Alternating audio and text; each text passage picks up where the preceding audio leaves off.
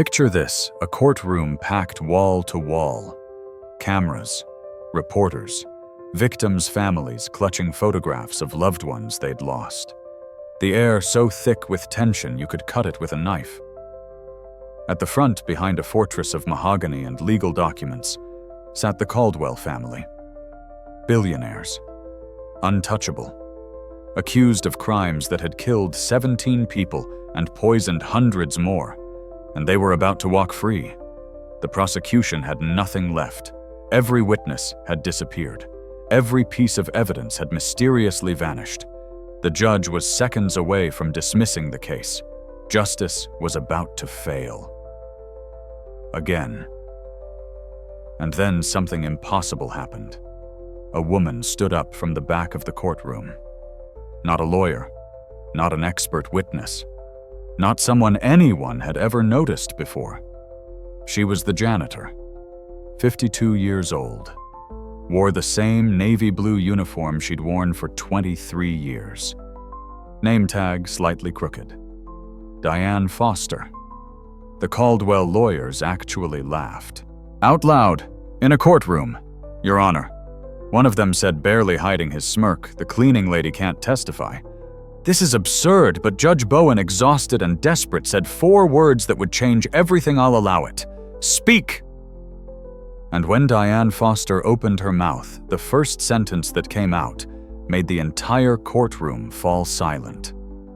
"I've worked in this courthouse for 23 years, she said quietly. "I've seen every document that's ever crossed these halls, and I remember every single word." What she said next would expose 20 years of corruption, free 8 innocent people from prison, and bring down the most powerful family in the state. But to understand how a janitor became the most important witness in the biggest case of the decade, we need to go back. Back to where it all started. Back to 48 hours before the Caldwells almost got away with murder. 48 hours before that moment. The case against Caldwell Industries had been called the trial of the century. 3 years of investigation. Hundreds of thousands of dollars in legal fees. A prosecution team that had sacrificed everything to bring this family to justice. And it was collapsing. Not because the Caldwells were innocent.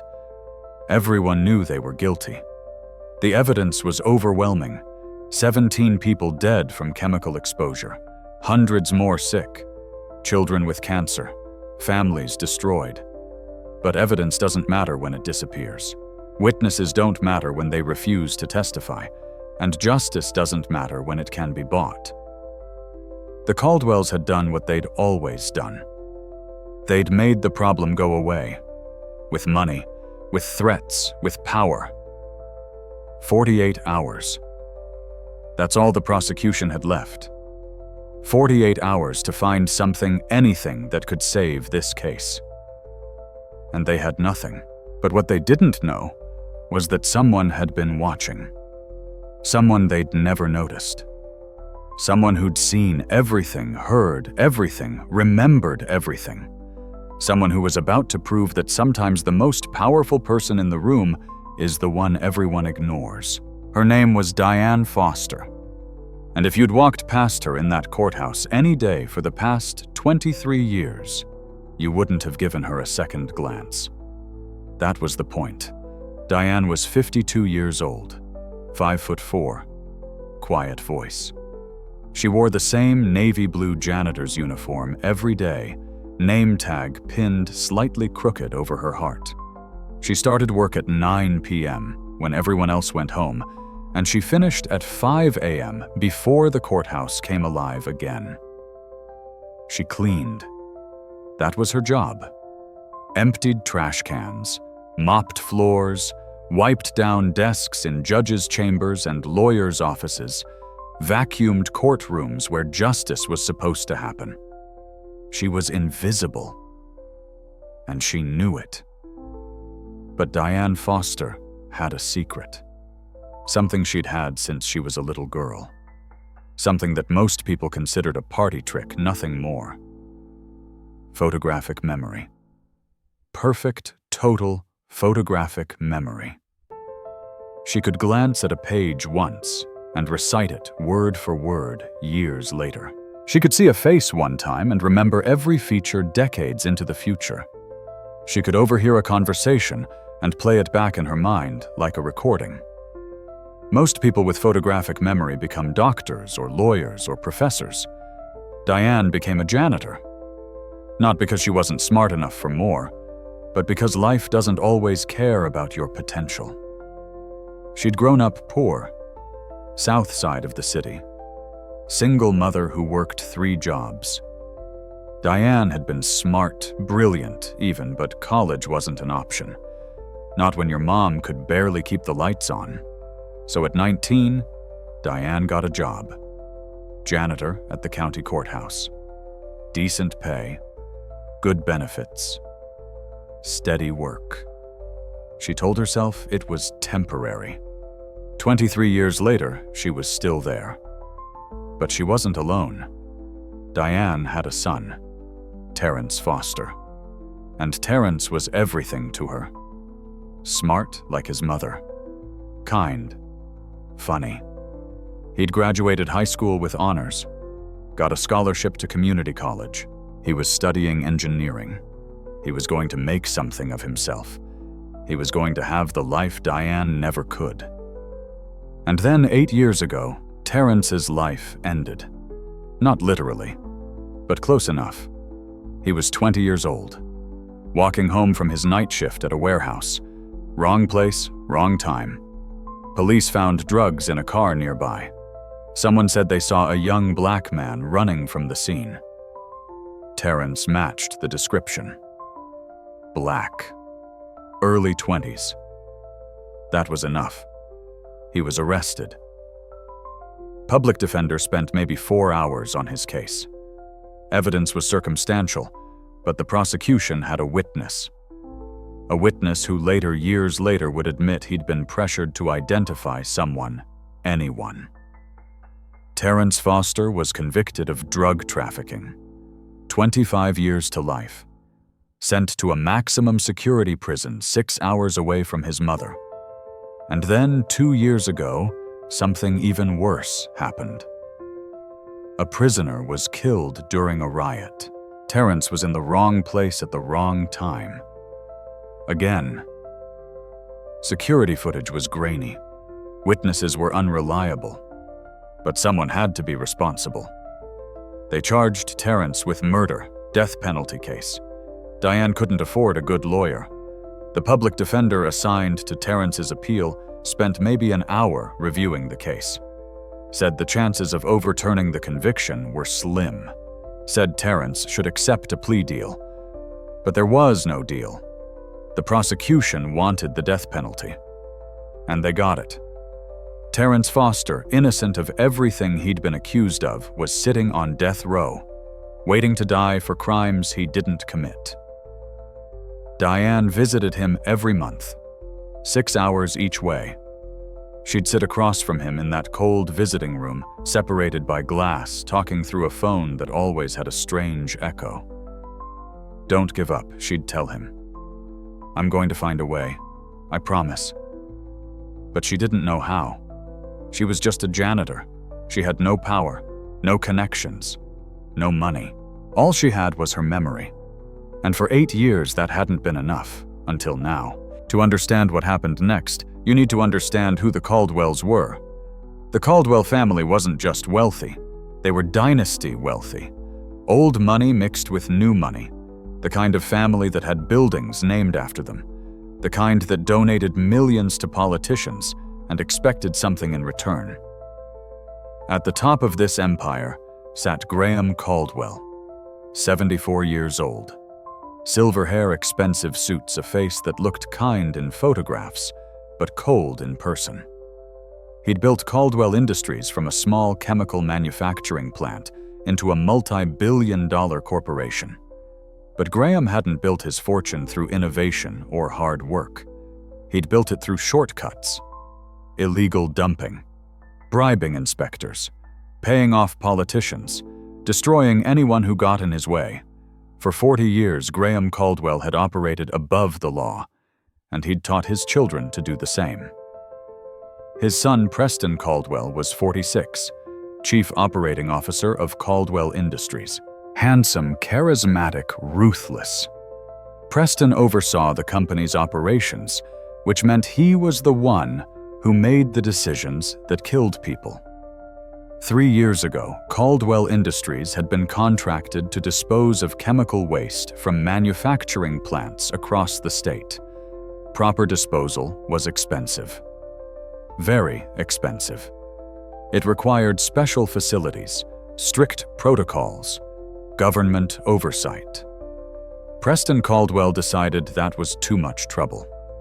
Instead, he ordered his employees to dump the waste, illegally, into a river that supplied drinking water to a town of 8,000 people. The town was called Riverside. Small, mostly working class, mostly forgotten by everyone except the people who lived there. The kind of place where everybody knew everybody, where kids played in the same parks their grandparents had played in. The Caldwell chemicals poisoned that river. At first, nobody noticed.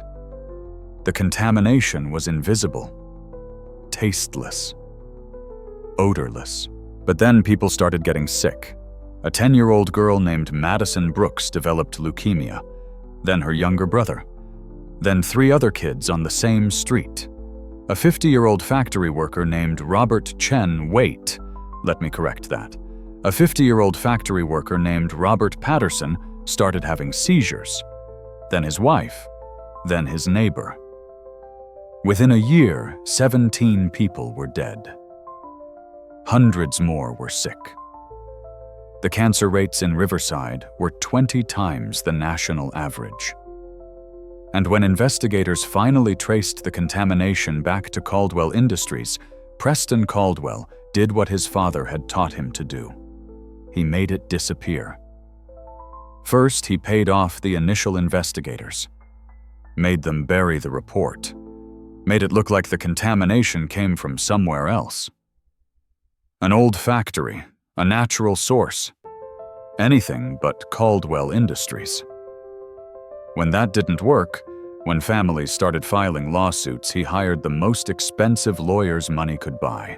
Lawyers who knew how to delay, how to bury the other side in paperwork, how to make justice too expensive for ordinary people to afford. 4 different lawsuits were filed against Caldwell Industries. 4 times the families lost.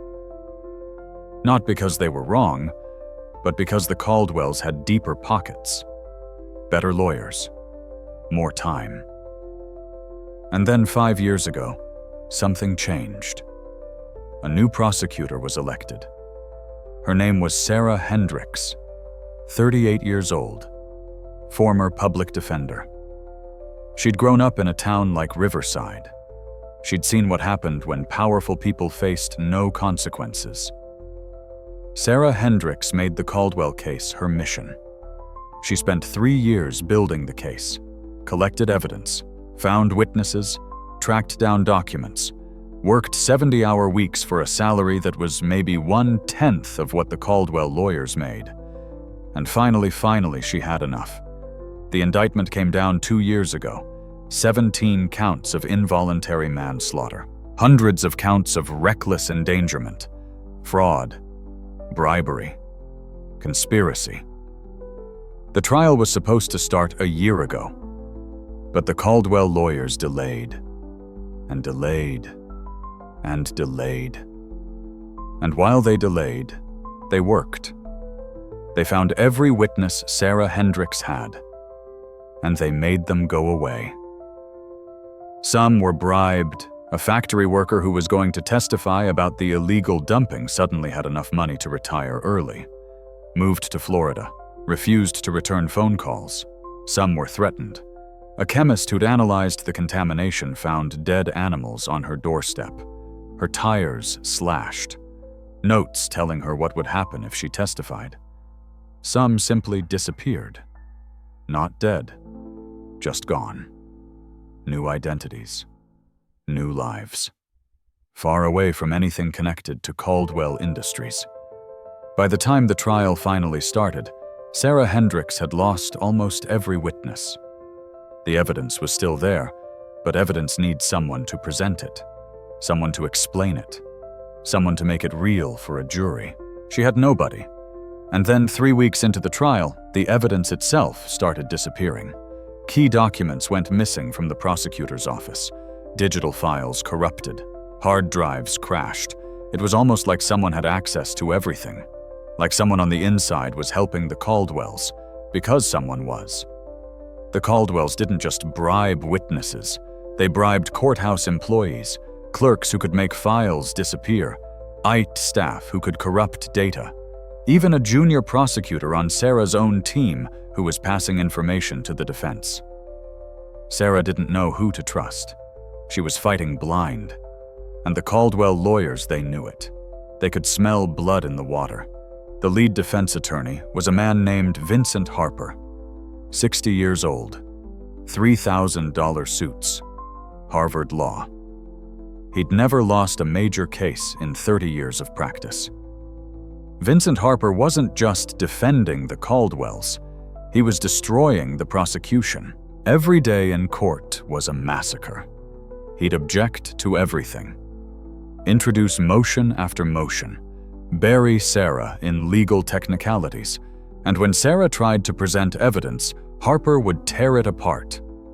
The chain of custody was broken. The evidence was circumstantial. The witnesses were unreliable. He was winning, and everyone knew it. The trial had been going on for 9 months. 9 months of watching the Caldwells sit in that courtroom confident and smug, knowing they were going to walk free. And then came the final blow. 2 days before what everyone knew would be the end of the trial, Sarah's last expert witness, a toxicologist who was going to testify about the chemical contamination, refused to show up. No explanation. Just gone. Sarah Hendricks stood in Judge Richard Bowen's chambers and admitted what everyone already knew. She had nothing left. Judge Bowen was a good man, 62 years old, 25 years on the bench. He'd presided over thousands of cases. He believed in justice. He believed in the law. But he also knew when a case was dead. "Ms. Hendricks," he said quietly, "I'm going to give you 48 hours.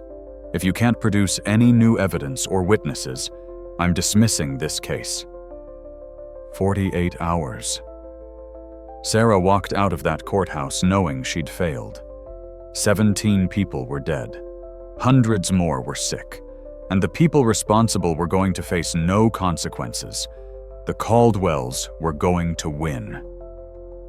Again. But what Sarah didn't know, what nobody knew, was that someone had been watching everything. Someone who'd been in that courthouse the entire time. Someone who'd seen documents the prosecution didn't even know existed. Someone who'd witnessed conversations between the Caldwell lawyers and their co-conspirators.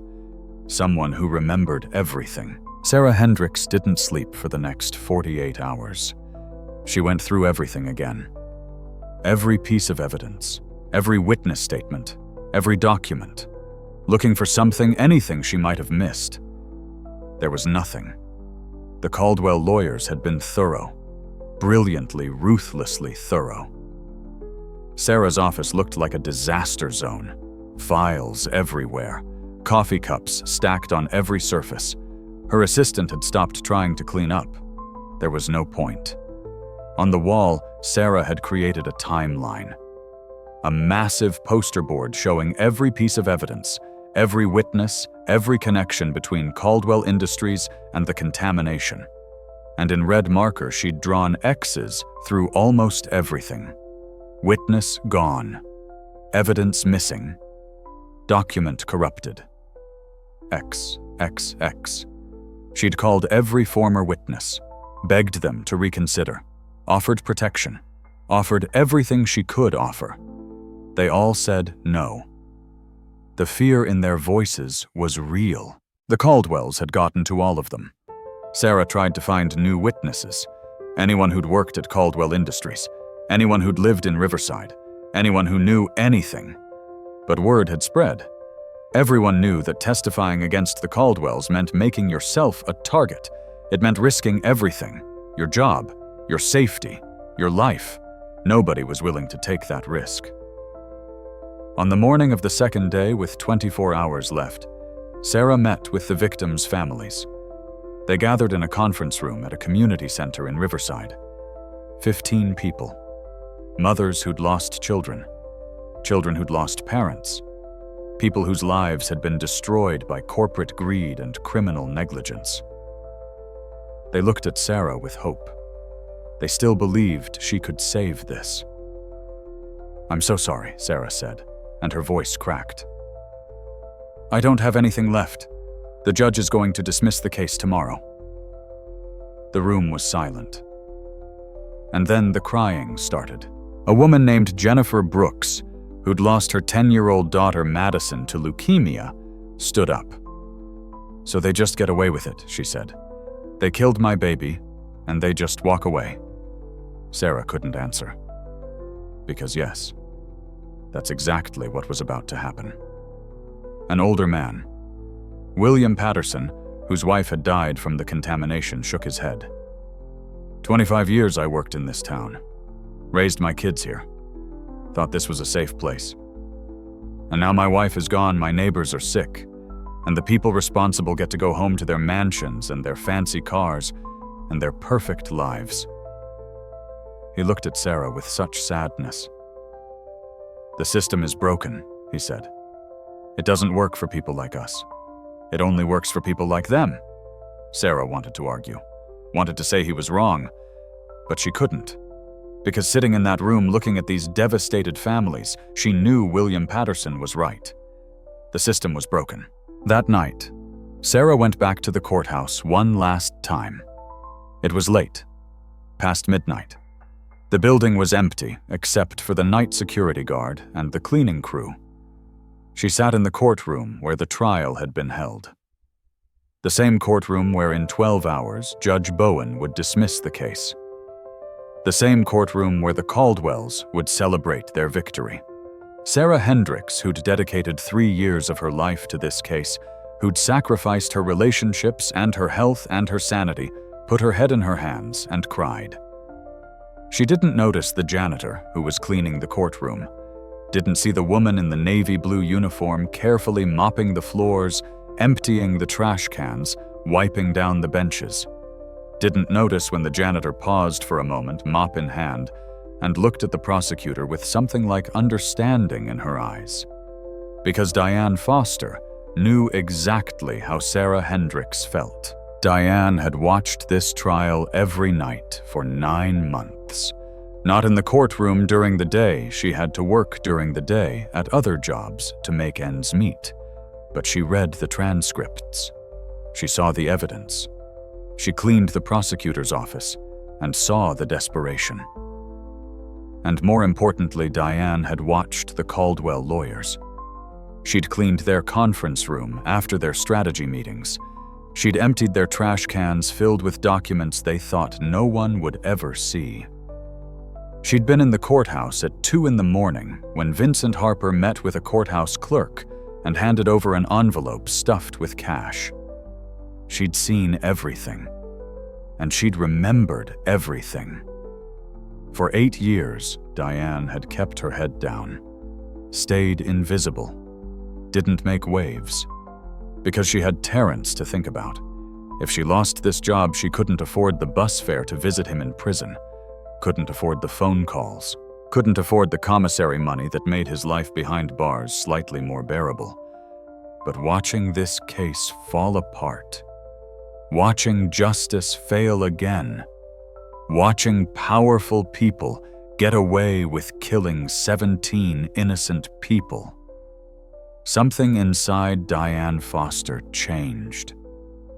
She thought about Terrence, about how he'd been in the wrong place at the wrong time, about how the system had chewed him up and spit him out because he was poor and black and nobody cared. She thought about the families in Riverside, about children dying from cancer because a billionaire decided proper waste disposal was too expensive. She thought about all the times she'd seen injustice happen in this courthouse. All the times she'd watched powerful people face no consequences. All the times she'd stayed silent because she was just the janitor and nobody cared what she had to say. And she made a decision. Tomorrow, when Judge Bowen dismissed the case, Diane Foster was going to speak up. She didn't know if anyone would listen. She didn't know if it would make a difference. She didn't know what would happen to her afterward. But she knew she had to try. Because some things are more important than keeping your head down. Some things are more important than staying safe. Some things are worth the risk. To understand what Diane was about to do, you need to understand what she'd seen. For 23 years, Diane Foster had been invisible. And being invisible meant people forgot you were there. Lawyers had private conversations in hallways while Diane mopped nearby. Judges discussed cases in their chambers while Diane emptied their trash. Courthouse employees gossiped about confidential matters while Diane cleaned their desks. They never thought about the janitor. Never wondered if she could hear them. Never considered that she might be paying attention. But Diane was always paying attention. And with her photographic memory, she forgot nothing. 3 years ago, when Sarah Hendricks first started building the case against Caldwell Industries, Diane had been there. She'd cleaned Sarah's office late at night, seen the files spread across the desk, the evidence, the witness statements, the chemical analysis reports. Diane had glanced at those documents while wiping down Sarah's desk. Just glanced. That's all it took. She remembered every word. She remembered the chemical composition reports showing exactly what toxins Caldwell Industries had dumped into the Riverside water supply. Remembered the dates, the concentrations, the locations. She remembered the internal emails from Preston Caldwell to his operations manager. Do whatever it takes to cut costs. I don't care how you dispose of the waste. Just make sure nobody connects it back to us. She remembered the witness statements. Factory workers who'd been ordered to dump barrels of chemical waste in the middle of the night. Truck drivers who'd been paid in cash to haul that waste to the river. Inspectors who'd been bribed to sign off on illegal disposal permits. All of it. Every detail, stored perfectly in Diane's memory. And then she'd watched it all disappear. 2 years ago, Diane had been cleaning the courthouse late one night when she heard voices in the basement. The archives room, where old case files were stored. She'd gone down to empty the trash cans. And she'd seen Vincent Harper, the Caldwell defense attorney, with a courthouse clerk named Thomas Reed. Thomas was young, maybe 25. He worked in records management, had access to every file in the building. Diane had stayed in the shadows, mop in hand, and watched. Vincent Harper handed Thomas an envelope. Thomas opened it. Even from across the room, Diane could see it was full of cash. Thousands of dollars. The Riverside case, Vincent said. I need certain documents to go missing. Can you handle that? Thomas hesitated. But then he looked at the money again. Which documents? Vincent handed him a list. Diane couldn't see it from where she stood, but she heard what Vincent said next. Make it look random. File corruption. Misfiling. Anything plausible. Just make sure those documents never make it to trial. Thomas nodded. Took the money. Took the list. Vincent left through the back stairwell. Thomas stood there for a moment, staring at the envelope in his hands. Then he walked to the filing cabinets, unlocked them, and started pulling files. Diane watched him remove documents from the Caldwell case files. Watched him take them to the shredder. Watched evidence disappear. She should have said something right then. Should have reported it. Should have stopped him. But she didn't. Because Thomas Reed looked like a good kid who'd made a bad decision. and more importantly because Diane knew what would happen if she reported it. Nobody would believe the janitor over a respected lawyer and a courthouse employee. She'd lose her job. She'd become a target. And Terrence would lose the only person who visited him in prison. So Diane stayed silent. And she hated herself for it. But she didn't forget. Over the next 2 years, Diane watched the Caldwell lawyers destroy the case piece by piece. She saw Vincent Harper meet with 3 different witnesses in the courthouse parking lot, saw him hand over envelopes, saw those witnesses one by one refuse to testify. She cleaned the conference room after defense strategy meetings and saw the notes they left behind. Plans to intimidate witnesses, lists of courthouse employees who could be bribed, strategies to delay the trial until the prosecution ran out of money. She was in the prosecutor's office when Sarah's computer crashed. Saw the IT specialist, a man named Derek Mills, insert a USB drive before he fixed the problem. Saw him pocket the drive on his way out. Later that night, Diane cleaned Derek's office, found that USB drive in his desk drawer, looked at the files on it using Derek's own computer. They were copies of everything from Sarah's hard drive, everything about the Caldwell case, all of it backed up, ready to be deleted if necessary. Diane copied those files onto her own USB drive, hid it at home. Evidence of the evidence that was about to disappear. She saw everything, and she remembered everything. The dates, the times, the names, the amounts of money that changed hands, the exact words spoken in corridors that people thought were empty. For 2 years, Diane had carried this knowledge like a weight on her chest. Every night she'd go home to her tiny apartment and think about Terrence sitting in a cell. Think about the families in Riverside waiting for justice. Think about all the times the system had failed people who looked like her people, who didn't have power or money or anyone fighting for them. And then 3 months ago, Diane discovered something that changed everything. She was cleaning Judge Bowen's chambers late one night when she saw a file on his desk.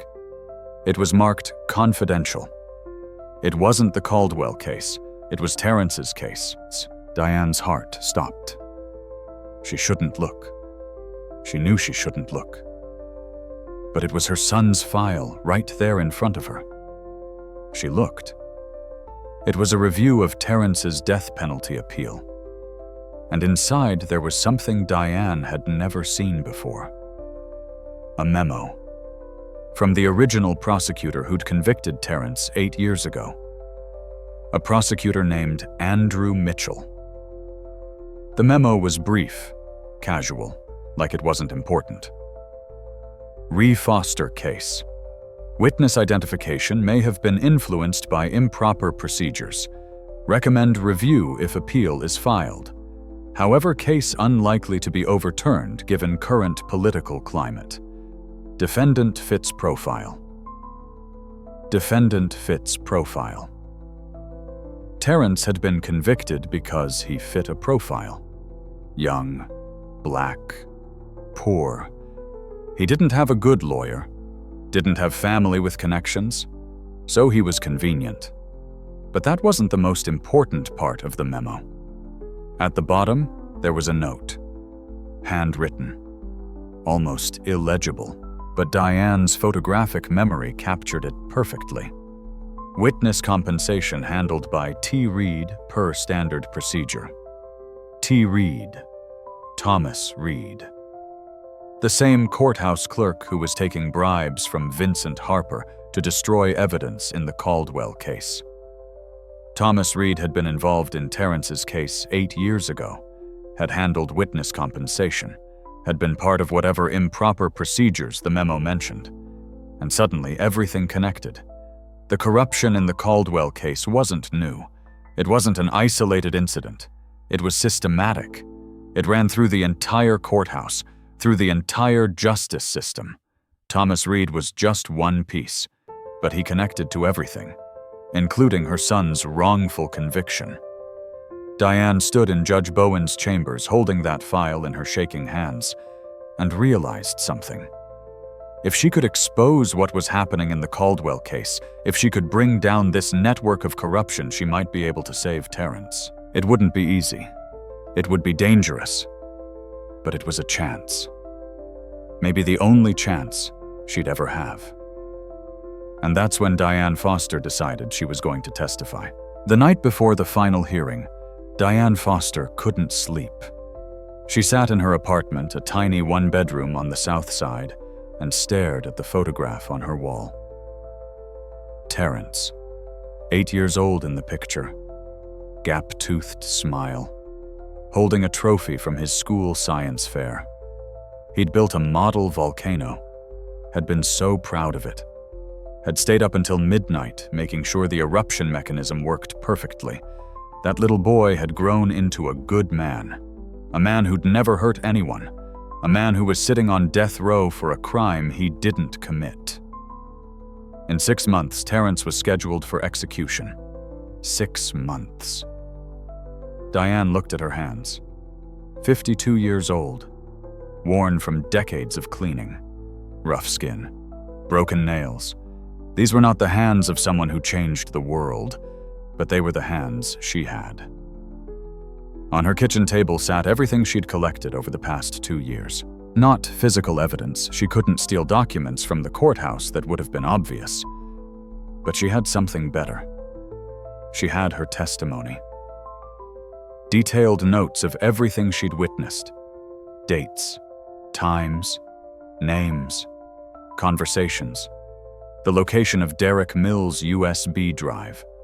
The shredded documents she'd seen Thomas Reed destroy. The bribe she'd witnessed in the basement. She had it all written down, backed up, memorized. But was it enough? Diane thought about what would happen when she stood up in that courtroom tomorrow. The Caldwell lawyers would attack her, would try to discredit her, would call her a liar, would say she was just a janitor with an agenda. And they'd be right to question her. She was just a janitor. She had no credentials, no authority. No reason anyone should believe her over wealthy lawyers and respected courthouse employees, except for one thing. She was telling the truth. And the truth has weight. Even when it comes from someone everyone ignores. Diane picked up her phone. She had one person she could call. One person who might understand. Her older sister, Patricia. Patricia lived 2 hours away. Worked as a nurse.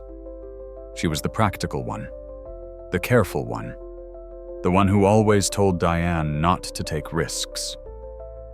The phone rang 3 times before Patricia answered. Diane, it's late. What's wrong? I need to tell you something, Diane said, and I need you to listen. She told Patricia everything, about the Caldwell case, about what she'd witnessed, about the corruption, about the connection to Terrence's conviction, about what she was planning to do tomorrow. Patricia was silent for a long time. When she finally spoke, her voice was careful. Diane, listen to me. If you do this, they will come after you. These are powerful people. They've already proven they'll do anything to win. I know. You could lose your job. You could be in danger. They could retaliate against Terrence. I know that too. Then why are you doing this? Diane looked at Terrence's picture again. Because if I don't, who will? 17 people are dead, Pat. Hundreds more are sick. My son is waiting to be executed for something he didn't do, and the people responsible for all of it are about to walk free. She paused. I've spent 23 years being invisible. I've watched injustice happen right in front of me, and I've stayed silent because I was scared. Because I thought I didn't matter. Because I thought nobody would listen. But maybe they will, Diane said quietly. Maybe just this once, someone will listen. And even if they don't, at least I'll know I tried. Patricia sighed. You always were stubborn. I learned from the best. What do you need me to do if something happens to me? Diane said, I need you to take care of Terrence. Make sure he knows I tried. Make sure he knows I never gave up on him. Nothing's going to happen to you. Promise me, Pat. I promise. They talked for another hour, not about the case, just about life, about memories, about their mother who'd passed away 5 years ago, about Christmases when they were kids, about simpler times. When Diane finally hung up, it was 3 in the morning. The hearing was in 6 hours. She tried to sleep, but couldn't. Kept thinking about everything that could go wrong. Kept imagining the Caldwell lawyers tearing her apart. Kept worrying that she was making a terrible mistake. But she also thought about something Judge Bowen had said during the trial. She'd been cleaning his chambers one evening when he was talking to his clerk about the case. Justice isn't just about the law, he'd said. It's about the truth. And sometimes the truth comes from the most unexpected places. At the time, Diane hadn't thought much of it. But now, sitting in her dark apartment at 3 in the morning, those words felt important. The truth comes from unexpected places. Maybe that was her. Maybe she was the unexpected place. At 5 a.m., Diane got dressed. Not in her janitor's uniform. In regular clothes. Jeans. A simple blouse. Her mother's necklace, the only piece of jewelry she owned. She looked at herself in the bathroom mirror, saw the gray in her hair, the lines around her eyes, the face of someone who'd worked hard her entire life and had little to show for it. But she also saw something else: determination, strength. Her mother's eyes looking back at her. "You can do this," she whispered to her reflection. "You have to do this." At 7 a.m., Diane Foster walked into the county courthouse, not through the service entrance like she had for 23 years, through the front door, like everyone else. Security didn't even recognize her out of uniform. She went to the courtroom. It was already filling up. Reporters, victims' families, spectators who wanted to see the end of the trial of the century. Sarah Hendricks was at the prosecution table looking exhausted, defeated. She didn't see Diane slip into a seat in the back. The Caldwell family arrived at 8:30. Graham and Preston surrounded by their lawyers. Vincent Harper led the group, confident and smiling. They looked like they'd already won. Because they had. At 9 a.m., Judge Bowen entered the courtroom. Everyone stood. "Be seated," the judge said. He looked tired, sad. "We're here for what I believe will be the final hearing in the case of the People versus Caldwell Industries." Sarah Hendricks stood. "Your Honor, the prosecution rests. We have no additional evidence or witnesses to present." Judge Bowen nodded slowly.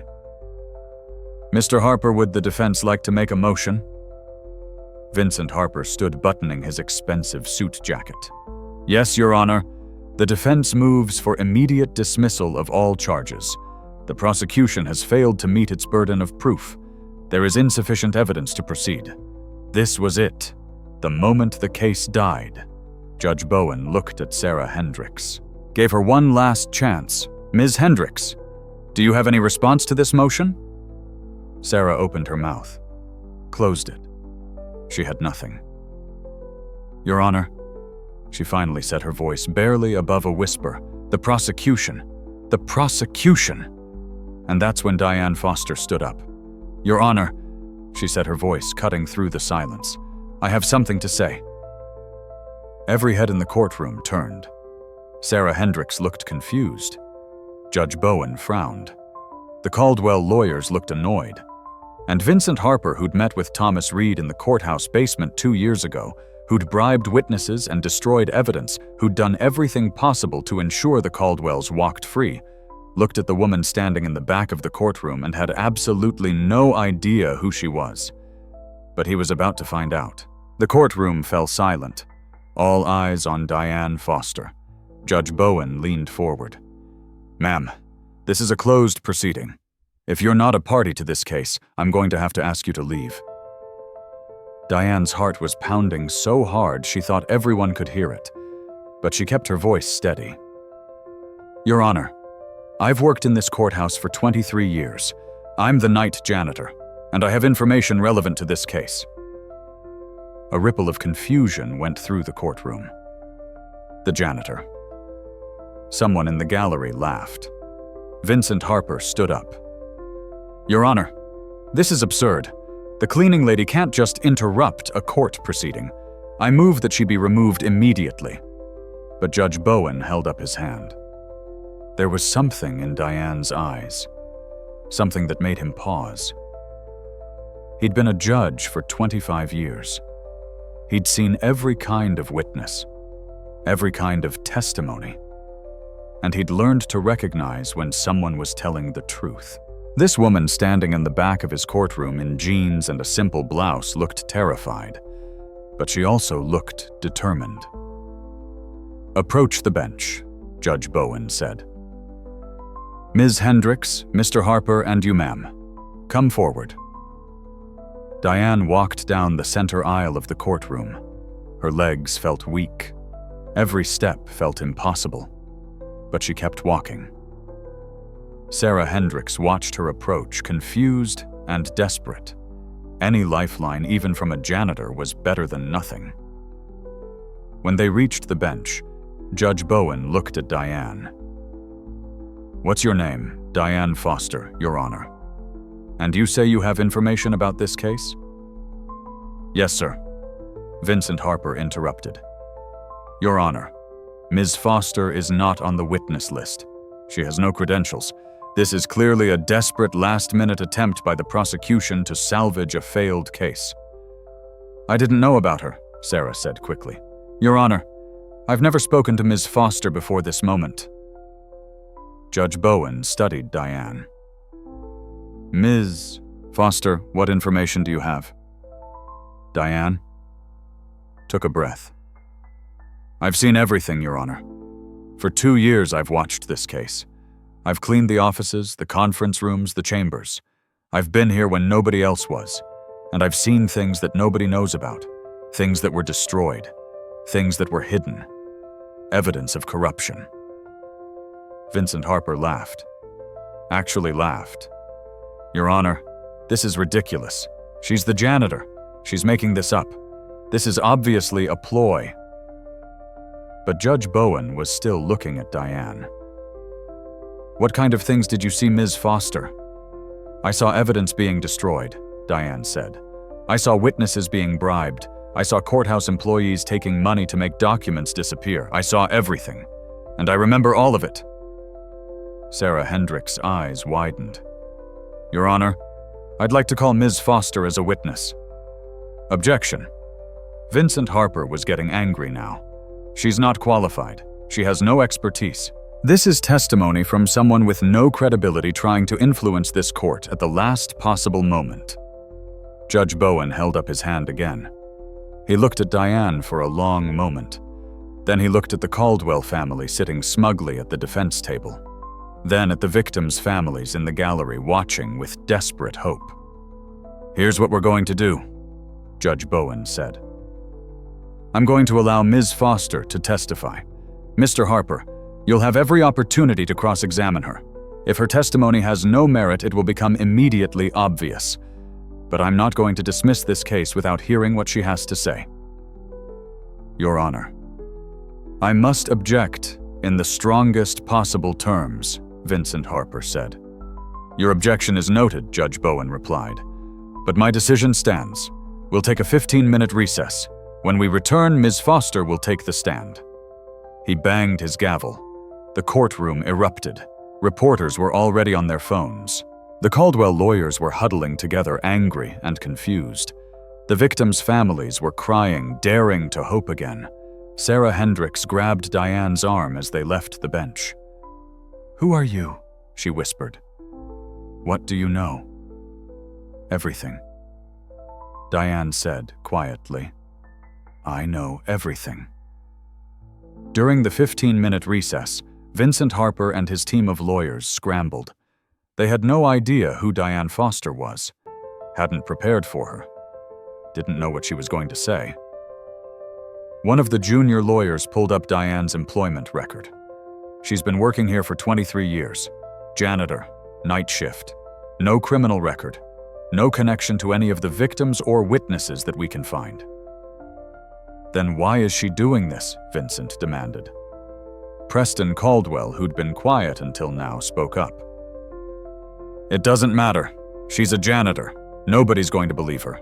We'll tear her apart on cross-examination. Graham Caldwell nodded. Preston's right. Let her talk. Let her make a fool of herself. It'll only make the prosecution look more desperate. But Vincent Harper wasn't so sure. He'd built his career on reading people, on knowing when someone was bluffing and when they were holding cards that could hurt you. And something about Diane Foster worried him. Meanwhile, Sarah Hendricks was in a side room with Diane trying to understand what was happening. What exactly did you see? Sarah asked. I saw Thomas Reed, a courthouse clerk, take money from Vincent Harper to destroy evidence from your case. I saw Derek Mills, the IT specialist, copy your files before he crashed your computer. I saw Harper meet with 3 of your witnesses and pay them to disappear.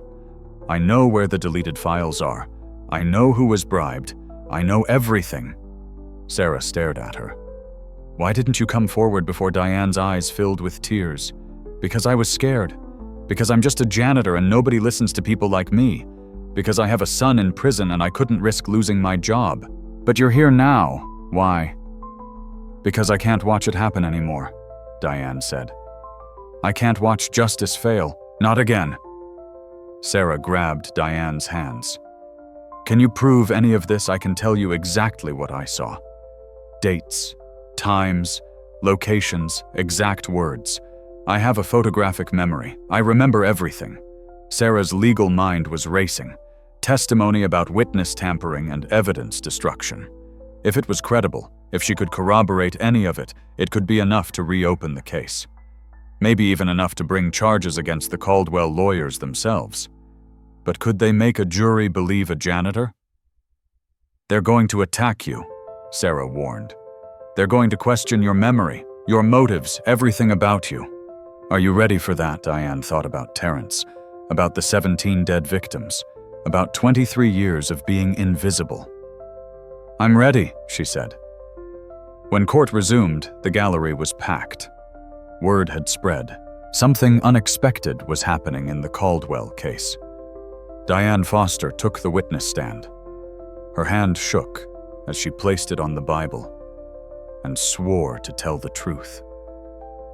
She sat down, looked out at the courtroom, saw the Caldwell family staring at her with contempt, saw Vincent Harper with his pen ready to tear her apart, saw the victims' families watching with hope, and she saw the court reporter ready to record every word.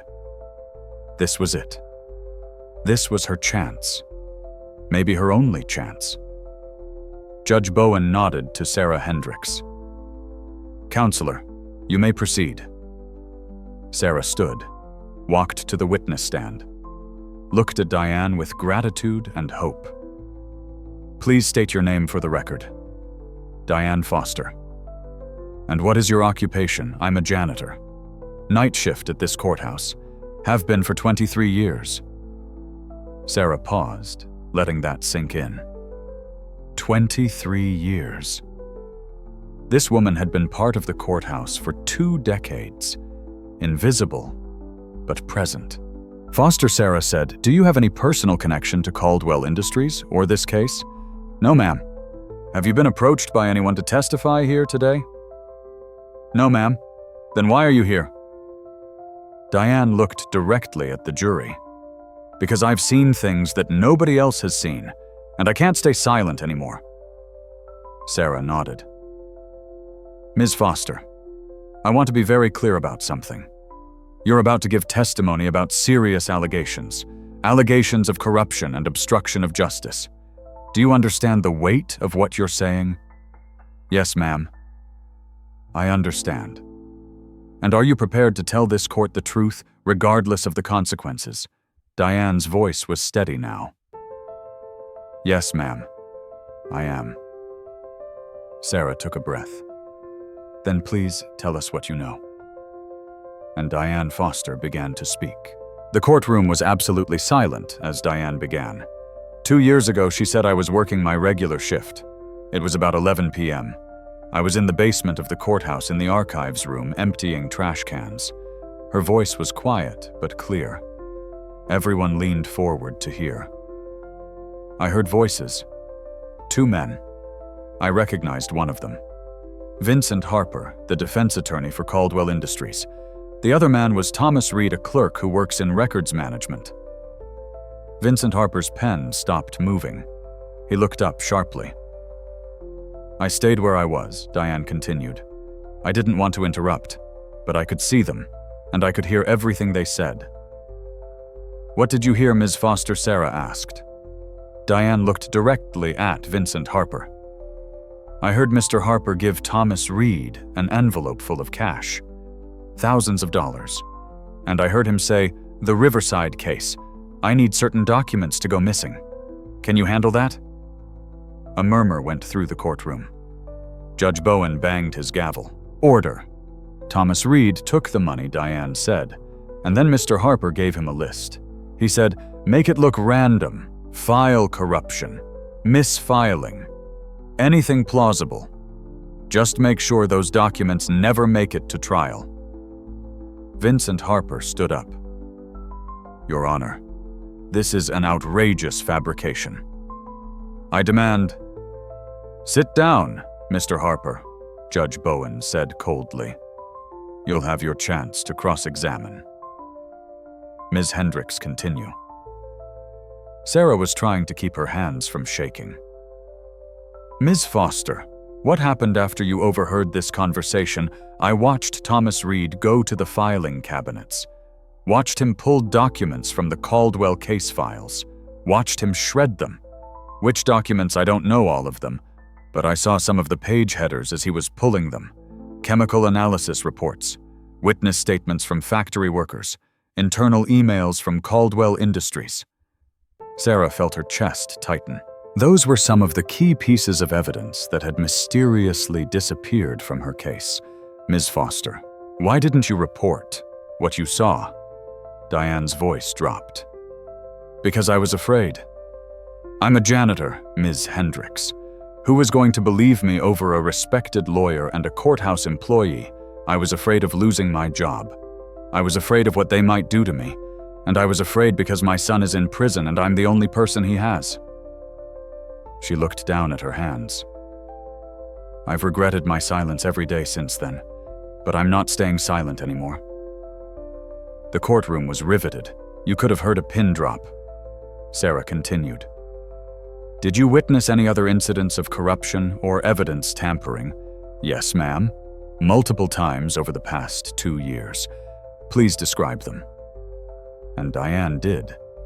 She described seeing Vincent Harper in the courthouse parking lot handing envelopes to 3 different witnesses who were scheduled to testify for the prosecution. She gave the dates, the times, descriptions of the witnesses. She described Derek Mills, the IT specialist, inserting a USB drive into Sarah's computer before fixing a crash. She explained how she'd later found that USB drive in Derek's office and had seen that it contained copies of all of Sarah's case files. She described overhearing phone conversations, seeing documents being photocopied after hours, watching as evidence was systematically destroyed or hidden.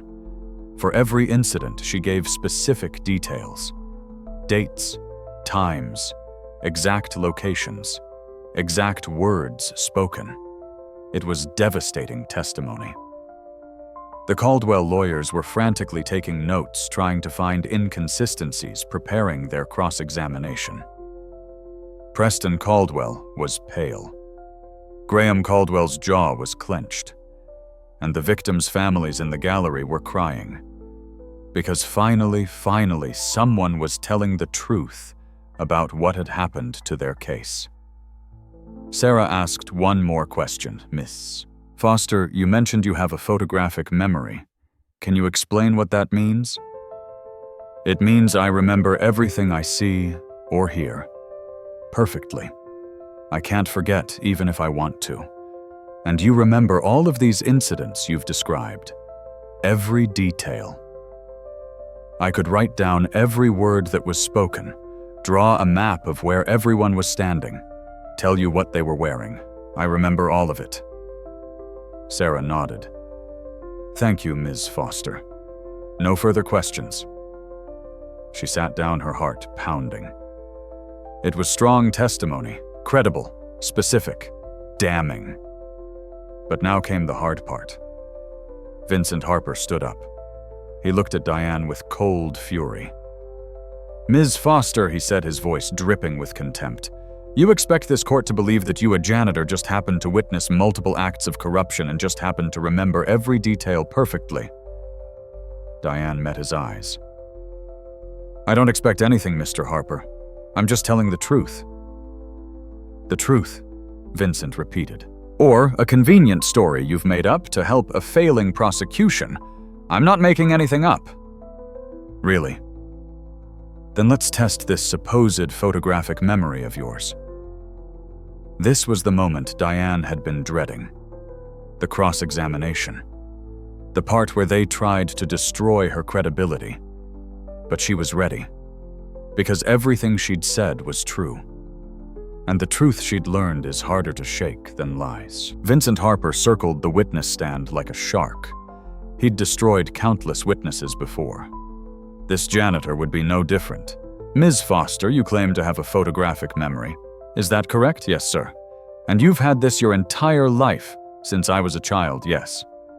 Vincent smiled. Not a kind smile. Yet despite this remarkable ability, you're working as a janitor. Why is that, Ms. Foster? Why aren't you a doctor, or a lawyer, or a professor? Sarah stood up. Objection. Relevance. I'm establishing the witness's credibility. Your Honor, Vincent said smoothly. I'll allow it, Judge Bowen said. Answer the question, Ms. Foster.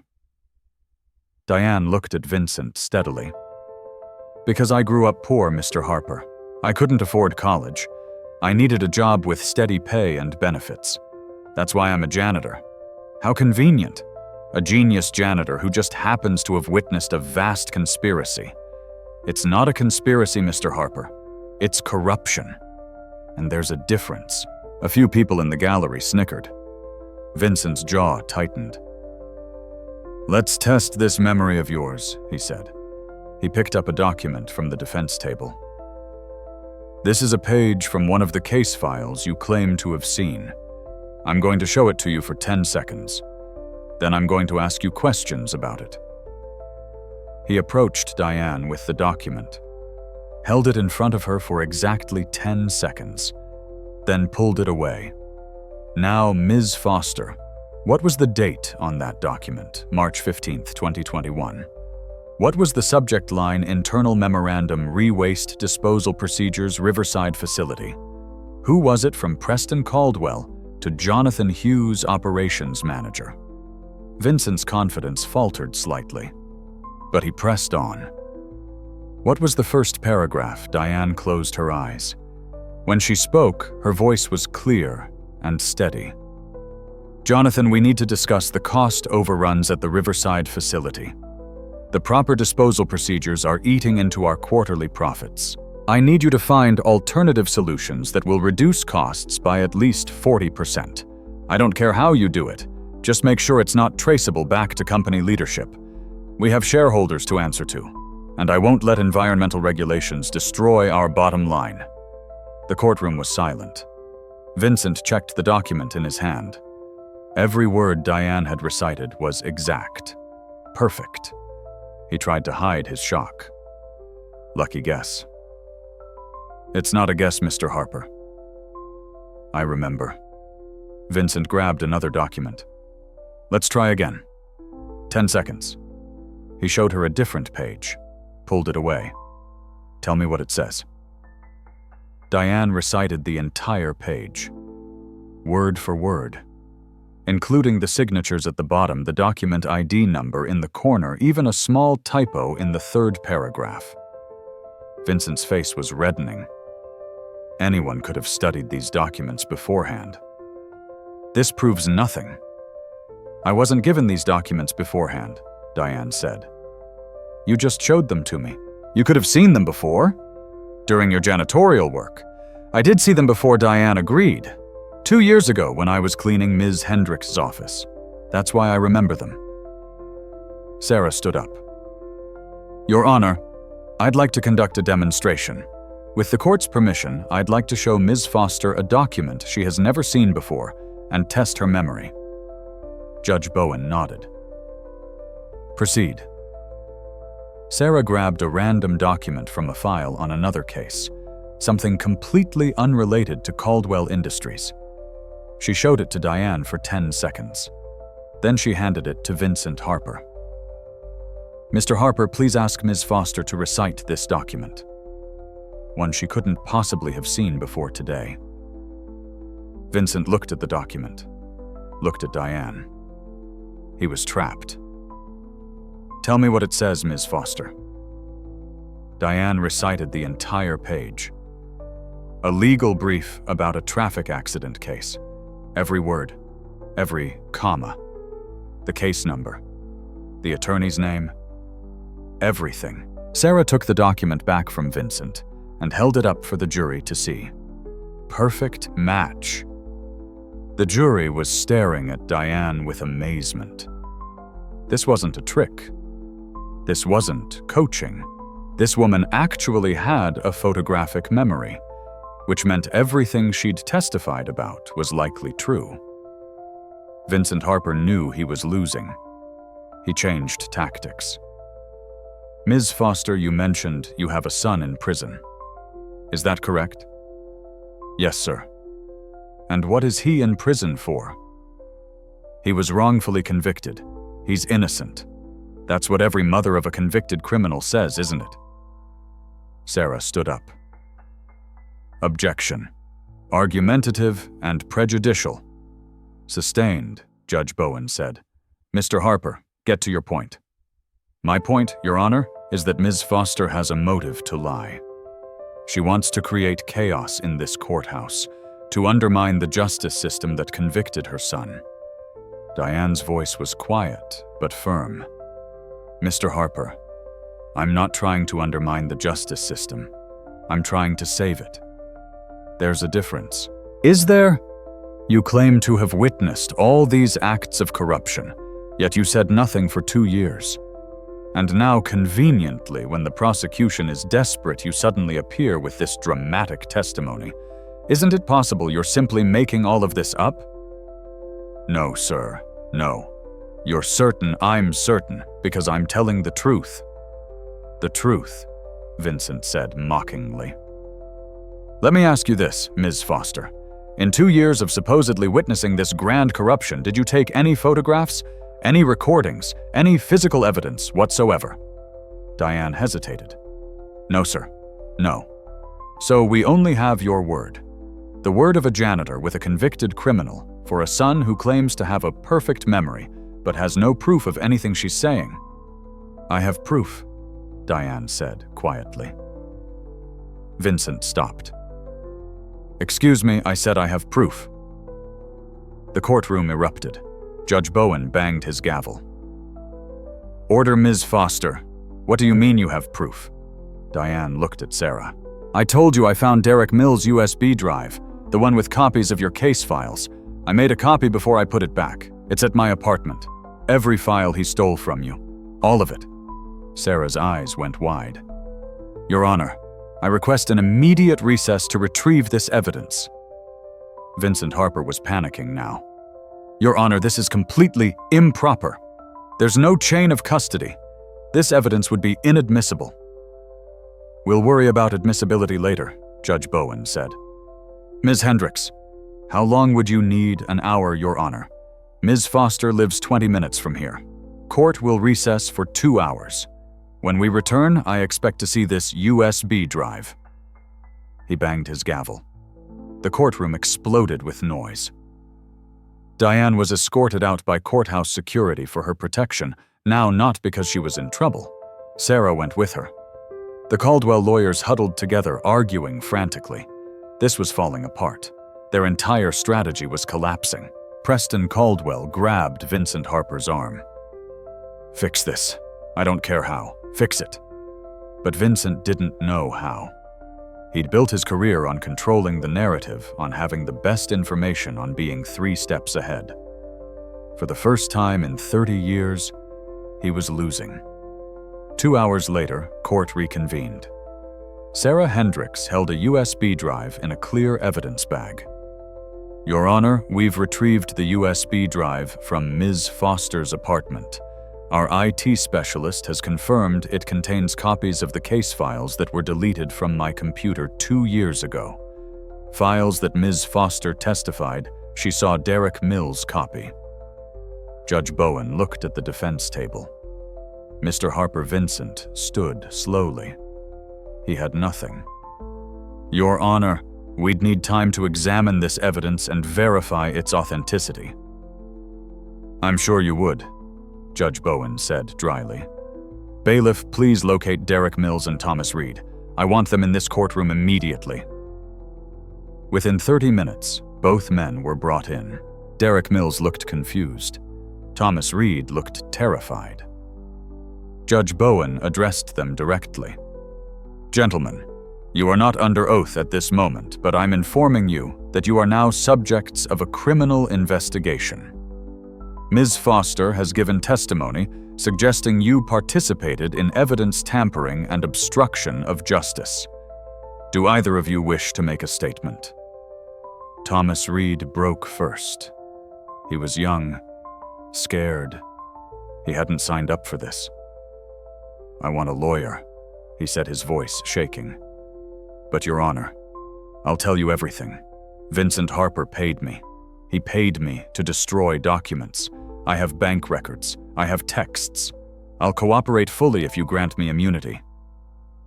The courtroom exploded again. Derek Mills, seeing Thomas crack, followed suit. "I want immunity too. I copied the prosecutor's files. Harper's firm paid me $50,000. I have proof." Preston Caldwell stood up. "This is insane, Your Honor. These men are clearly lying to save themselves." But Judge Bowen had heard enough. "Mr. Caldwell, sit down. Bailiff, please take Mr. Reed and Mr. Mills into custody. They'll be questioned separately." He turned to the jury. "Ladies and gentlemen of the jury, in light of this testimony and the evidence that has been presented, I am declaring a mistrial. This case will be retried with a new jury, and the prosecution will have the opportunity to present all evidence that was previously suppressed." Vincent Harper stood up. "Your Honor, you can't." "I can." "And I am," Judge Bowen said. "Furthermore, I am referring Mr. Harper and his entire legal team to the State Bar for investigation of ethical violations. And I am ordering the immediate arrest of Preston Caldwell and Graham Caldwell, pending additional charges of witness tampering, obstruction of justice, and conspiracy. The Caldwells tried to run. They actually tried to run. But marshals blocked the exits. Preston was handcuffed first. He was screaming about his rights, about his lawyers, about how this was illegal. Graham Caldwell, the patriarch who'd spent 40 years building an empire on corruption, collapsed in his chair, clutched his chest. Paramedics were called. The courtroom was chaos. Reporters were rushing out to file stories. The victims' families were crying and hugging each other. And Diane Foster sat in the witness stand, tears streaming down her face, watching justice finally happen. Sarah Hendricks walked over to her, helped her down from the stand, hugged her tightly. "You did it," Sarah whispered. "You saved this case. You saved everything." Diane couldn't speak, could only cry. Because for 23 years, she'd been invisible. She'd been ignored. She'd been treated like she didn't matter. And today, she'd proven that everyone matters. Every voice, every witness, every person who sees the truth. Today, the janitor had brought down an empire. The retrial took 4 months. This time everything was different. The evidence that had been destroyed was recovered from Derek Mills' USB drive. The witness statements that had disappeared were reconstructed. The courthouse employees who'd been bribed testified against the Caldwells in exchange for reduced sentences. And the new jury heard all of it. They heard about the 17 people who died from chemical contamination. They heard about the hundreds more who were sick. They heard about the systematic corruption that had allowed a family to literally get away with murder for decades. The trial took 6 weeks. The jury deliberated for 3 hours. Guilty on all counts. Preston Caldwell was sentenced to 40 years in prison. No parole. Graham Caldwell, whose health had deteriorated since his arrest, died of a heart attack 2 weeks before sentencing. He never spent a day in prison. But his empire was destroyed. His legacy was poison. His family name was synonymous with corruption and greed. Caldwell Industries filed for bankruptcy. The assets were liquidated. The proceeds went to the victims and their families. It wasn't enough. It could never be enough. But it was something. Vincent Harper was disbarred. His law license revoked. He was charged with obstruction of justice conspiracy and multiple other crimes. He was sentenced to 15 years in federal prison. Thomas Reed and Derek Mills testified for the prosecution. They received reduced sentences, but both spent time in prison. Their careers were over. Their lives were ruined by the choices they'd made. And the courthouse itself was investigated. A special prosecutor was appointed.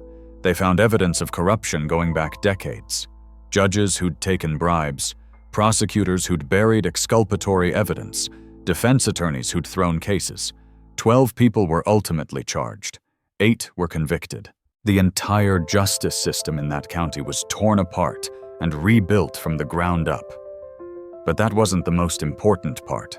The most important part happened 3 weeks after the Caldwells were convicted. Diane Foster received a call from a lawyer. A real lawyer this time. One who worked for an Innocence Project. Ms. Foster, the lawyer, said your testimony in the Caldwell case triggered a review of other cases that involved Thomas Reed, including your son's case. Diane's heart stopped. We've found evidence of misconduct. The witness who identified your son was coerced. The evidence was compromised. We're filing for immediate exoneration. 2 weeks later, Terrence Foster walked out of prison. He'd spent 8 years behind bars for crimes he didn't commit. 8 years of his life stolen. 8 years he'd never get back. But he was free. Diane waited outside the prison gates.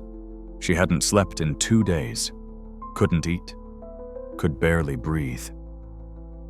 And then she saw him, Terrence, 28 years old now, taller than she remembered, older, but still her baby.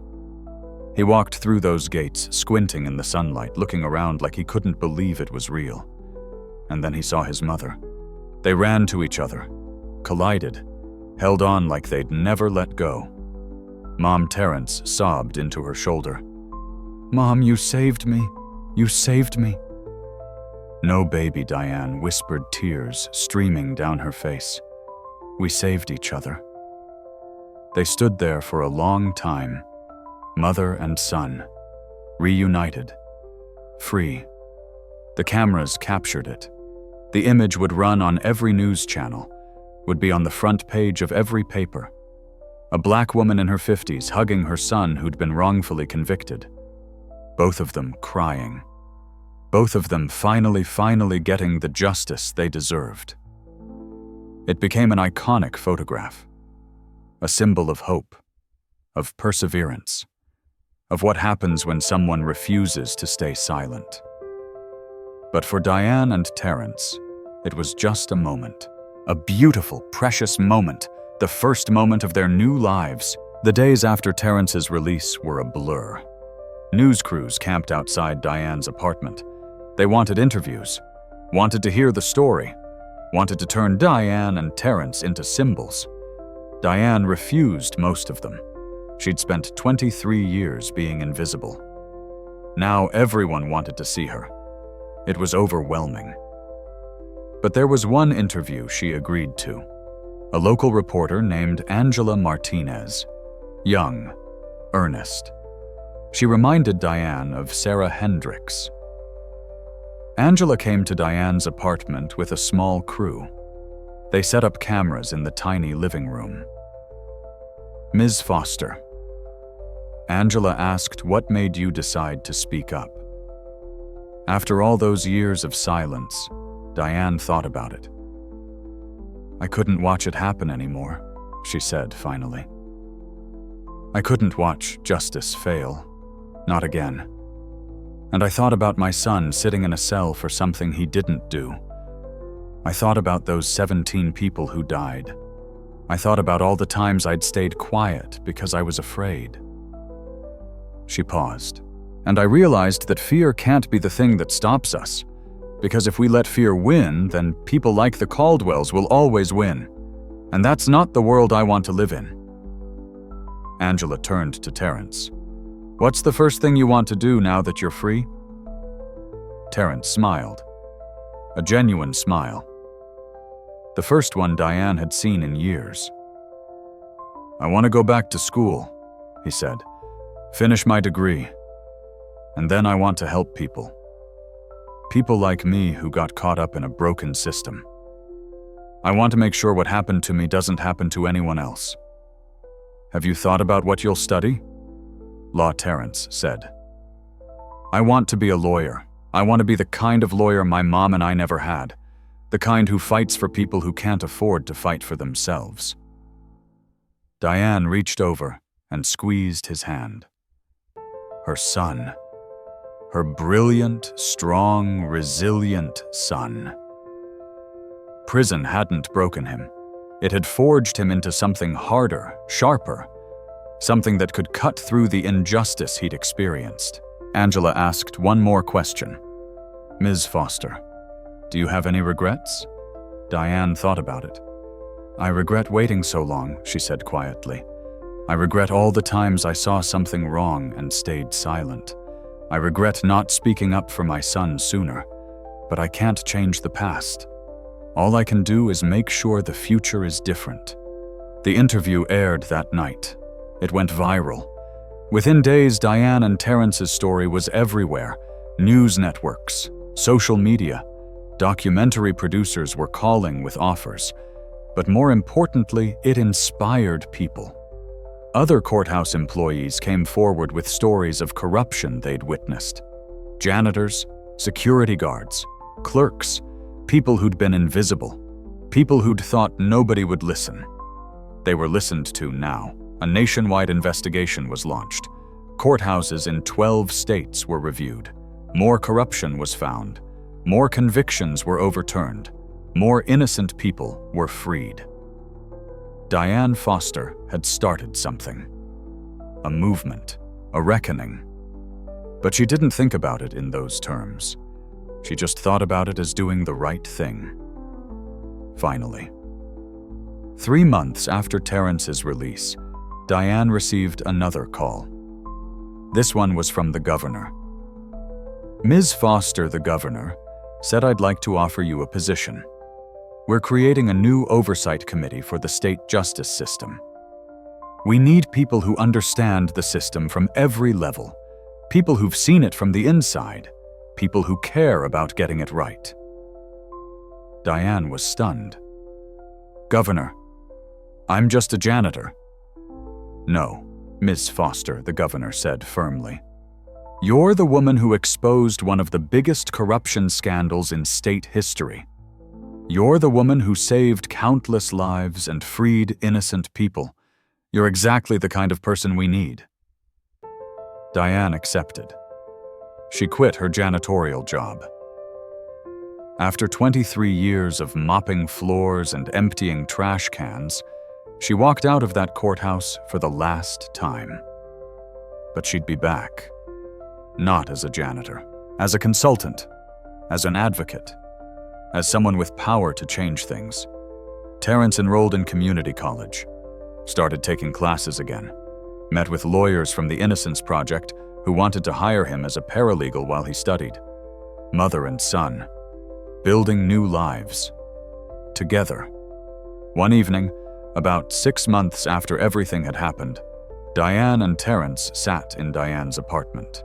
They'd just finished dinner, were watching TV, a documentary about wrongful convictions. Terrence muted the TV, turned to his mother. "Mom, he said I need to tell you something. What baby, I'm proud of you." Diane's eyes filled with tears. "Terrence, no, listen. My whole life you've worked so hard. You sacrificed everything for me. And when I went to prison, when everything fell apart, you never gave up. You visited me every month. You kept believing in me when I'd stopped believing in myself." He took her hand. "And then you did the bravest thing I've ever seen anyone do. You stood up in that courtroom and you told the truth even though you were terrified. You saved those people. You saved me. Mom, you're a hero." Diane was crying now. "I'm not a hero, Terrence. I'm just your mom." "You're both," he said. "You're my mom and you're a hero. And I'm going to spend the rest of my life trying to be half as brave as you." They hugged, held each other. Two people who'd been through hell and had somehow found their way back. That night, Diane thought about everything that had happened. About how close she'd come to staying silent. About how terrified she'd been in that courtroom. But she'd done it anyway. She'd spoken up. And it had changed everything. Sometimes Diane realized the most powerful thing you can do is simply tell the truth. Even when you're afraid. Even when nobody's listening. Even when you think you don't matter. Because you do matter. Every voice matters. Every person who sees injustice and refuses to look away matters. And sometimes, just sometimes, one person speaking the truth can change the world. The Caldwell case became a catalyst for reform. Within a year of the convictions, the state legislature passed what became known as the Courthouse Transparency Act. It required regular audits of court proceedings, mandatory reporting of suspected corruption, and protection for whistleblowers at all levels of the justice system. Janitors, security guards, clerks. Anyone who witnessed wrongdoing would be protected if they came forward. The law was nicknamed Diane's Law by the media. Diane herself didn't like the name. "It's not about me," she told reporters. "It's about making sure what happened to those families, what happened to my son, never happens to anyone else." But the name stuck. 12 other people who'd been convicted in cases that involved Thomas Reed or other corrupt courthouse employees had their cases reviewed. 8 of them were exonerated. 8 innocent people freed from prison. Each one had a story similar to Terrence's. Wrong place, wrong time. Pressured witnesses. Fabricated evidence. Public defenders who didn't have time to properly investigate. Diane met with all of them, helped them adjust to life after prison, connected them with resources, counseling, job training, legal aid. She and Terrence started a nonprofit, the Justice Visibility Project. The name was deliberate, making visible the invisible people in the justice system. Both the workers like janitors and security guards, and the victims of wrongful conviction. The organization grew quickly. Donations poured in. Other cities wanted to replicate the model. Sarah Hendricks joined the board. So did Judge Bowen, who'd retired from the bench to focus on criminal justice reform. They held training sessions for courthouse employees, teaching them what to look for, how to report corruption safely, emphasizing that their voices mattered. They advocated for policy changes, better funding for public defenders, stricter oversight of prosecutorial misconduct. reforms to prevent the kind of corruption that had allowed the Caldwells to operate for so long.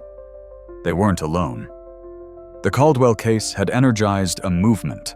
People across the country were demanding accountability in their justice systems, demanding transparency, demanding change.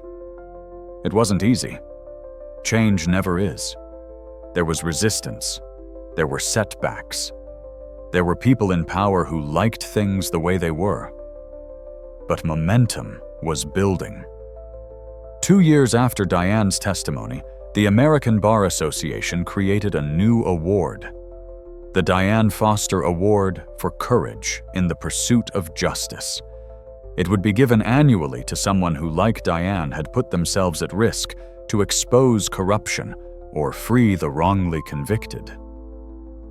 The first recipient was a security guard in Texas who'd exposed a judge taking bribes. The second was a paralegal in Florida who'd discovered that a prosecutor had been hiding exculpatory evidence for years. Each winner was someone ordinary, someone invisible, someone who'd decided to speak up. Diane attended each ceremony, met each recipient, told them the same thing. You were brave. You mattered. And because you spoke up, the world is a little more just. The Riverside community. The town that had been poisoned by Caldwell Industries used their settlement money to build a community health center. Free medical care for anyone affected by the contamination. Counseling services for families who'd lost loved ones. They named it after Madison Brooks, the 10-year-old girl who'd been one of the first victims. Her parents were at the dedication ceremony. Diane was there too. She'd never met the Brooks family before. But when Madison's mother, Jennifer, saw Diane, she walked straight to her and hugged her. "Thank you," Jennifer whispered. "You gave us justice. You gave us closure. You gave my daughter's death meaning." Diane held her tight. "Your daughter's death always had meaning," she said. "She was loved. She was important. And now everyone knows what was taken from you. That's not nothing." The Brooks family showed Diane a memorial they'd created in the health center. A wall with photos and names of all 17 people who'd died from the contamination. Madison, Robert Patterson, Elena Rodriguez, James Mitchell, 15 others. Each one someone's child, parent, sibling, friend. Diane stood in front of that wall for a long time, looking at their faces, thinking about how they'd been forgotten, how their deaths had almost meant nothing. But not anymore. Now their stories were told. Their names were remembered. And the people responsible had faced consequences. It wasn't enough. It could never be enough. You can't bring back the dead, but it was something. It was justice, imperfect, incomplete, but real. And that mattered. 3 years after that day in the courtroom, Diane Foster's life was unrecognizable. She no longer worked as a janitor. Her title now was Director of Community Outreach for the Justice Visibility Project. She had an office, a salary that allowed her to live comfortably, respect from people who would have ignored her just a few years ago. But the work was similar in some ways. She still spent her time cleaning up messes, just different kinds of messes. Corruption, injustice, broken systems. Terrence had graduated from community college, got accepted to law school, full scholarship. He was in his 2nd year now, top of his class. He specialized in wrongful convictions, worked with the Innocence Project during his summers, had already helped free 2 people who'd been imprisoned for crimes they didn't commit. Like mother, like son, Diane would say proudly. They'd moved to a bigger apartment, 2 bedrooms, in a safer neighborhood. Diane had a real kitchen now, could cook proper meals, could have Terrence and his girlfriend over for dinner, It was a small thing, a normal thing. But for Diane, who'd spent so many years struggling, it felt like luxury. She still visited the courthouse sometimes, not to clean, to consult, to train new employees, to remind them that they mattered, that what they saw, what they knew, was important. Sometimes she'd walk through the basement, past the archives room where she'd witnessed Vincent Harper bribing Thomas Reed, past the offices she used to clean at 3 in the morning.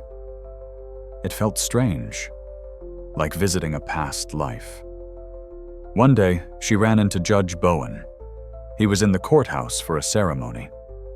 They'd named a courtroom after him, the Richard Bowen Justice Courtroom, in honor of his integrity and his courage in handling the Caldwell case. "Diane," he said, shaking her hand warmly. "Good to see you." "How's Terrence thriving?" Diane said. "Law school is hard, but he loves it." Judge Bowen smiled. "He's going to be a fine lawyer, like his mother should have been." Diane shook her head. "I'm doing what I'm supposed to be doing. Maybe I didn't take a traditional path, but I'm where I need to be. You know, Judge Bowen said I've been on the bench for 25 years. I've presided over thousands of cases, important cases, complex cases. But the Caldwell case is the one I'll always remember." "Because of the corruption?" Diane asked. "No," Judge Bowen said. "Because of you.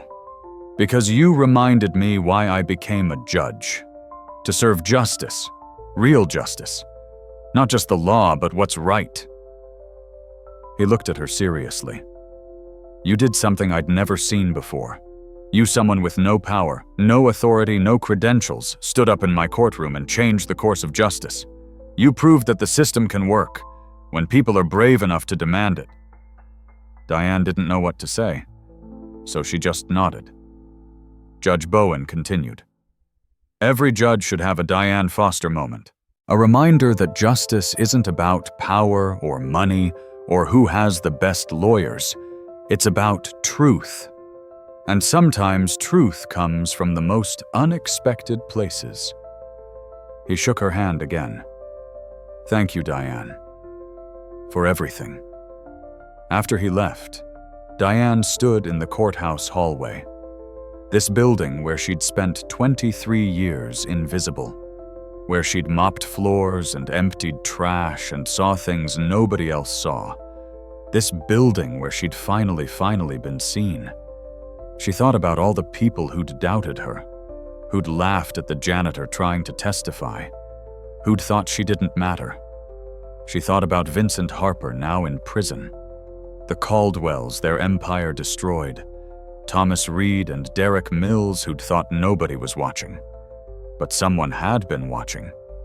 The janitor, the invisible woman, the one they'd all overlooked. And that oversight had cost them everything. Diane walked out of the courthouse into the sunlight. She had a meeting in an hour, a training session for courthouse employees in another county. They wanted to learn how to recognize corruption, how to report it safely, how to be brave. Diane would teach them, would tell her story, would show them that ordinary people can do extraordinary things, that every voice matters, every witness counts. Every person who chooses courage over fear can change the world. She got in her car, a used sedan, nothing fancy, but it was hers, paid in full. As she drove away from the courthouse, Diane thought about something Terrence had said last week. "Mom, you know what the best part of our story is. What baby? It's not over. We're still writing it. Every person we help, every case we solve, every injustice we fight, that's a new chapter. And it's going to be a long book." He was right. The story wasn't over. It was just beginning. They called her just a janitor. For 23 years, that's all she was. A woman in a navy blue uniform. A name tag slightly crooked.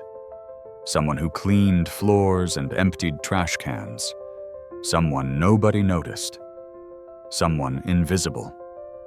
But Diane Foster proved something that we all need to remember. Nobody is just anything.